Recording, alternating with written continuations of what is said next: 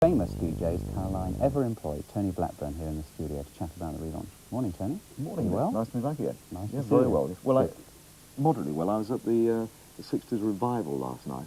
Really? Which went on till about, well, it was meant to finish at 1, and I was there till 3, and I can't work out why I was there till 3. Oh, I see. Well, I'll give you a chance to wake up then, because we're going to show some pictures now, because Roy Ackerman took a look at the pirate radio station, which refuses to die. Radio Caroline's new ship, the Imagine, named after a John Lennon song, lies 28 miles off Margate in the English Channel, but it remains silent. Last weekend, a few test signals, but since then, not a whisper.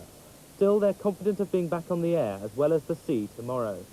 So pop fans are still waiting for the pirate broadcast, but none of it conjures up the same thrill as the pioneering service set up in 1964 by Irish businessman Ronan O'Reilly. This is Radio Caroline on 199. Then, Radio Caroline illegally entertained as many as 20 million a week, with a solid diet of top 40 hits. With young DJs like Kenny Everett and Tony Blackburn, it was a symbol of the rebellious 60s. The Home Office didn't like it at all.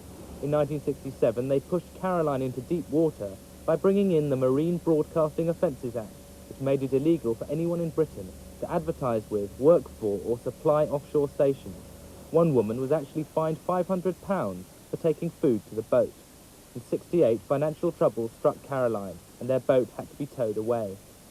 Caroline started again in the early 70s and stayed on air until the boat sunk off the Essex shoreline in 1980. Financial and legal problems have delayed the relaunch until now.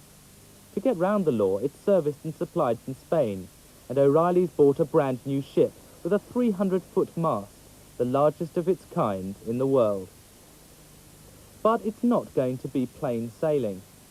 The signals they transmit could be jammed by the Department of Trade and Industry, although no one at the department would say what action they'd take over Caroline's illegal broadcasting. What's sure is that Caroline will face stiffer competition now from onshore radio, commercial and BBC, which has come a long way since Caroline made it seem hopelessly out of date in the 60s. O'Reilly promises lots of music and a little educated chat. He's confident of making a profit, but an educated guess is that the future on the airwaves is going to be choppy. What do you think about it then, Tony, seeing it going back on the air again? I think it's wonderful to have it back again. I think it is going to be more difficult for Radio Caroline because radio's advanced more now, because it's access radio now. I mean, the show I'm about to do at 9 o'clock on, dare I say it, Radio London. Yes. We invite the people to take part. Yes. I don't like the idea of this educated chat, but I was talking to Ronan last night, and I don't really think... Radio Caroline is the guy who's sort of behind it all the way through from the beginning, yeah. That's right, lovely man.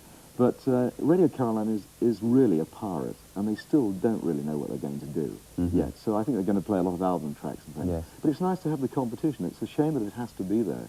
And the reason why it's coming back is because the fight now is to break the monopoly of commercial radio in a way, because when you only have one station in a big place like London or Birmingham, there is room for more, as in America. So I think it'll do well, but it's tougher for it, I think.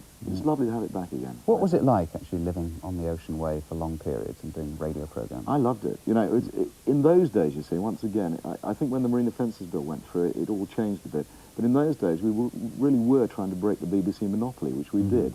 You know, I mean, we really did get rid of Mrs. Dale's Diary. Yes, But, I mean, it was good fun. It was a lovely start. And, I mean, the reason why I was there last night, I owe everything to Radio Caroline.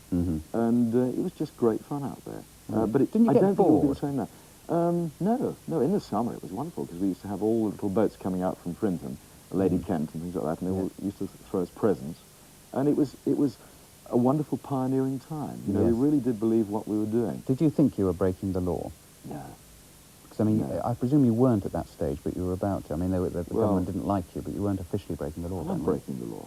I mean, it's there to be broken. I mean, as long as it doesn't do anybody any harm, and as long as it provides fun and entertainment, I think it doesn't do any harm. And I think there was talk about the government jamming Radio Caroline. Yes. No, they shouldn't do that. They mustn't do that because they don't jam Radio Moscow. And Radio Caroline is going to provide entertainment for everybody, and it is in international waters as well. So it's not. It is actually a foreign station, like Radio Luxembourg, for instance, and that broadcasts on very high power. But I mean, I think it's fun. You know, I think it's the British spirit to do things that are slightly naughty, as long as you don't harm anybody. And I hope it does really well. Tony, it's good to hear from you. Thanks very much for joining us. Thank you, Nick. Thank you.